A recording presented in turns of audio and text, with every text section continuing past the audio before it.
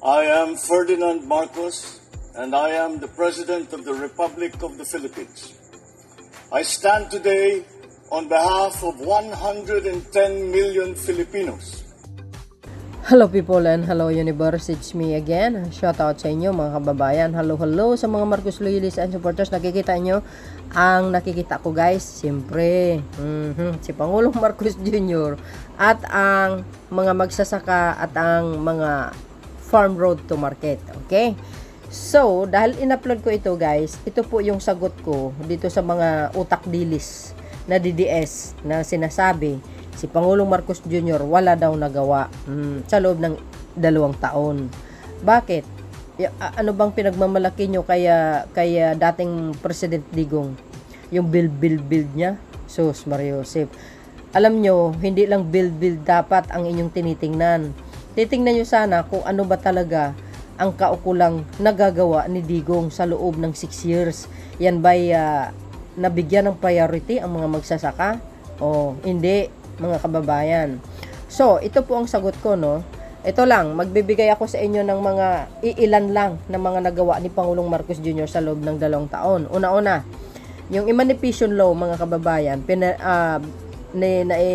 kumbaga, napirmahan na yun, kumbaga, ni Pangulong Marcos Jr. Ang ibig sabihin ng Emancipation Law, mga beswa, yan po ay pagbabayad ng utang ng mga magsasaka na dekada na ang lumipas mula 1986 hanggang 2016, no? Ayan po ang pinaka-burden sa kanilang buhay. 57 billion ang utang ng mga magsasaka, na 600 na farmers, mga besa, na nagkaroon sila ng utang, 57 billion plus. Dekada na po yan. So, dahil ang Pangulong Marcos Jr., mga kababayan, ay mahalaga sa kanya ang mga magsasaka. So, ang ginawa niya guys, under sa kanyang pamumuno, which is ang Marcos administration, binayaran niya po yan. Binayaran niya po ang 57 billion pesos plus ang utang ng mga magsasaka.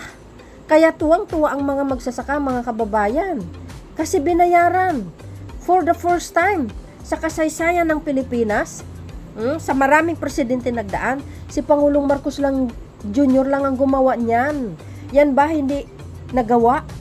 Yan ba hindi nagawa? Walang nagawa ang Marcos admin sa loob ng 2 taon? Malaking ano yan guys. Malaking katulungan yan sa mga magsasaka. At hindi natin maaring makakalimutan yan. So, pinakamalaking achievement ng Marcos admin yan.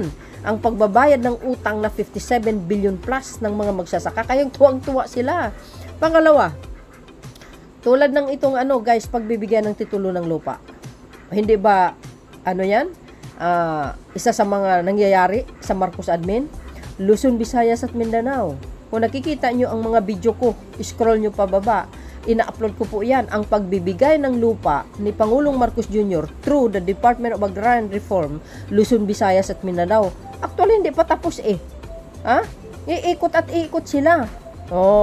Anong sinabi ng mga magsasaka?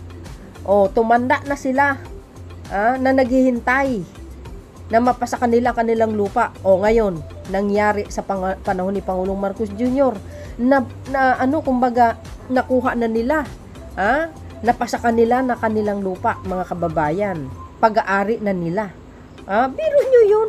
Hindi po nangyari yan sa mga past admin. Sa pamumuno lang ni Pangulong Marcos Jr. Yung iba tumatanda na sa kahihintay.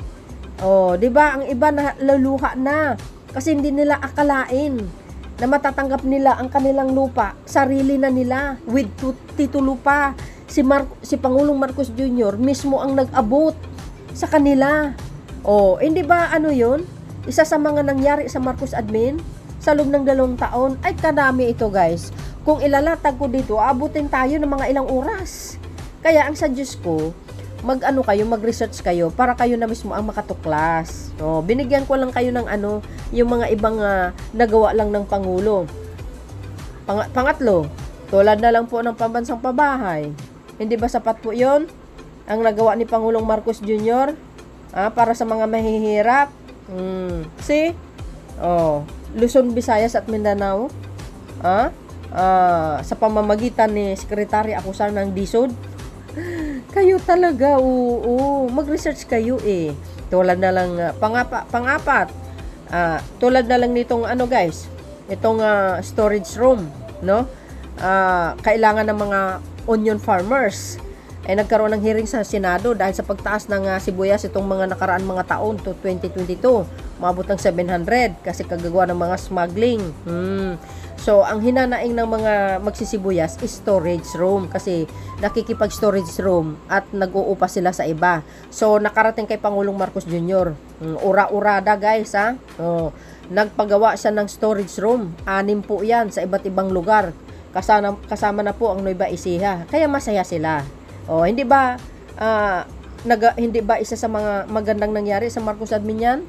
Kayo naman. 'Di ba? Tulad na lang ng isang dam dito sa Balundungaw sa Nueva Ecija. Kumbaga nagkaroon ng inaugurasyon po 'yan, mga kababayan. Ang laking maitulong sa mga magsasaka. Hindi ba proyekto 'yan? 'Di ba? Kaya sabi ko, mag-research kayo para may alam kayo, mga bes. Kayo naman, Huwag kasi kayo puro kuda ng kuda. Matuto kayo mag-research para mayroon kayong pambato. 'Di ba? Kung kayo ay tatanungin, halimbawa, tatanungin kayo, ano bang nagawa ng isang administration? At least mayroon kayong maisasagot. Pero dahil kayo naman talaga kasi is anti-Marcos, kahit nakikita nyo mga magagandang nangyayari ngayon, 'di ba? Ano pa rin, deadma pa rin kayo kasi anti-Marcos kayo eh. Ang perfect para sa inyo ay si Digong. Pero kung tutuusin, ang level ng pamumuno ni Digong at saka ni Pangulong Marcos Jr. malayo. Si Pangulong Marcos Jr. kasi total package ito guys. Total package. Lahat na nabibigyan niya ng tulong. Si Digong build lang eh. Palpak ang kanyang pamumuno kasi nga sa war on drugs niya, mga kababayan, 20,000 plus ang namatay. Biro nyo yun, grabe ang patayan that time sa pamumuno niya. 'di ba? Kaya nasabi ko palpak. Tulad ng tulay sa Isabela, umuuga, 600 million plus ang halaga. Hanggang ngayon hindi pa nagagamit. Palpak. Kasi nga palpak, umuuga, hindi siguro maganda ang mga materialis. 'Di ba? Galing siguro sa China ang materialis kaya ganun. So sino ngayon ang magtutuloy? 'Di ba? Ang mag-aayos. Kaya ang Marcos admin aayusin at may babaguhin. Para sa mga taga Isabela. Kung tanungin niyo ako sa mga malalaking project niya, ay nako, mag-research na lang kayo. Research para mayroon kayong alam. Okay? So dahil dito guys, ito isa sa mga nangyari sa pamahala ni Pangulong Marcos Jr. Katulad ng sinabi ko, na-i-upload ko na ito, pero ulitin ko para malaman po itong mga anti-Marcos na mga dilis. Okay? Anong sinabi po dito? January 8, 2024, PBBM completes 51% of government's Farm to Market Road Network Program. Ay, hindi kayo naloka? Ang sinabi po dito guys, Presidential Communication Office ito guys So, basahin ko po sa inyo, no? Yung mga nagsasabi na walang nagawa ang Pangulong. PBBM completes 51% of government's Farm to Market Road Network Program. Umpisa natin. Tuloy. After 1 year and a half years in office, the administration of President Ferdinand R. Marcos Jr. has already completed 51% of the target, 131,410 and 66 kilometers of government's Farm to Market Road Network Program within 6 years. Yan po ang target target nila. Itong target nila sa loob ng 6 years, 'di ba? Correct me if I'm wrong. So, itong ano ba ang Farm Road to Market? Ito po guys 'yon, yung mga daanan, no? Sa bawat region. Para sa bawat region, ito yung mga kalsada na dapat ayusin. Kasi lubak-lubak ito mga kababayan, lalo't lalo na malapit sa mga sakahan ng mga magsasaka. So, ang sinabi ng Pangulo, kailangan simintaduhin yan, ispaltuhin, ayusin ang mga daan, no? Nang sa ganun, pagdating ng araw, pag nagaani ang mga magsasaka, mga kababayan, hindi na po sila mahirapan na mag-deliver sa merkado kasi diretso na dahil simentado na yung daan. Kasi yung mga daan ng mga magsasaka sa bawat region ay lubak-lubak po, hindi maganda. So, mahihirapan po sila. Yun po ang pinaka-purpose nito. Para madali na lang. Para nang sa ganong, ang sasakyan na delivery truck ay kaagad-agad na makarating sa lugar na kung saan maghahakot ng mga produkto nila diretso sa merkado. Kasi kung lubak-lubak ang daan, mga kababayan, mahirapan po talaga ang mga magsasaka. 'Di ba? Gagamit pa sila ng mga kalabaw, kabayo or karusa. Oh, see? At least dahil sementado na nga, diretso ka agad. Oh, 'di ba? Ang mga delivery truck na kumuha ng mga produkto. 'Yun ang ibig sabihin ng farm road to market. Nako, guys, napakadami ito. Ang dami po ang natapos, no? Sinabi yung itong mga nakarang araw, yung iba nagagamit na, ang iba kasalukuyan pang ginagawa sa iba't ibang dako ng Pilipinas. Tuloy. I'm happy to share a significant updates sa ating Farm to Market Road Network Program. Ang ating dapat na maging target is 131,410 66 kilometers sa 6 na taon. Maaari ko nang mai-report na 51% of the nabuo natin, President Marcos said in short video message. Oo, may video ako yan, guys, na in-upload. Biro nyo yun. Ang bilis ng ang galaw nila, mga kababayan, 51% na kaagad. Biro mo yun.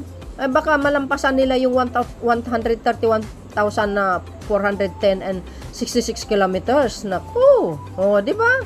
Oh, on the target, President Marcos said that the government has already built 67,328 and 92 kilometers. Biro nyo?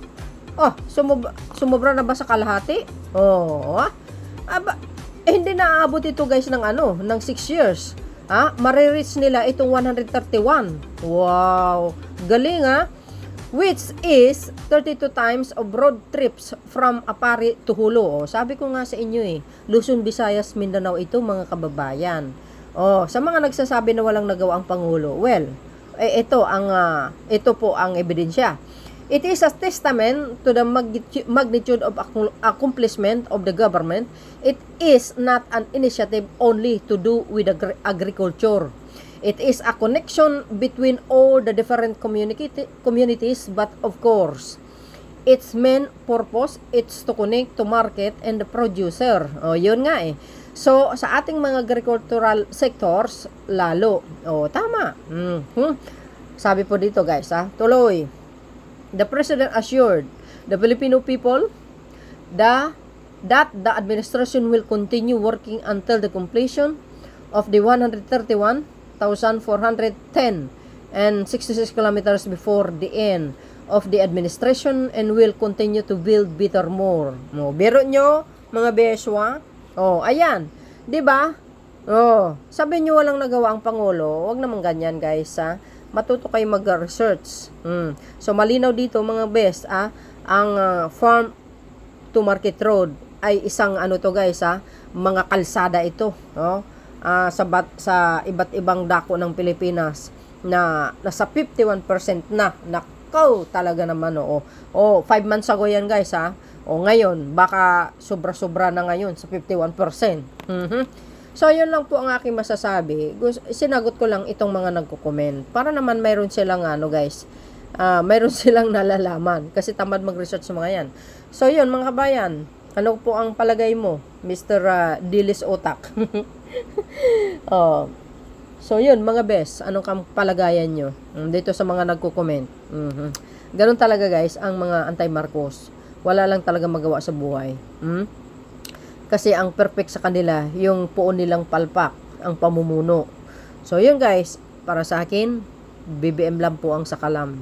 Pinaka-the best na Pangulo sa kasaysayan ng Pilipinas. See you again on my next upload video. Bye, bye, bye, and baboos. God bless Philippines.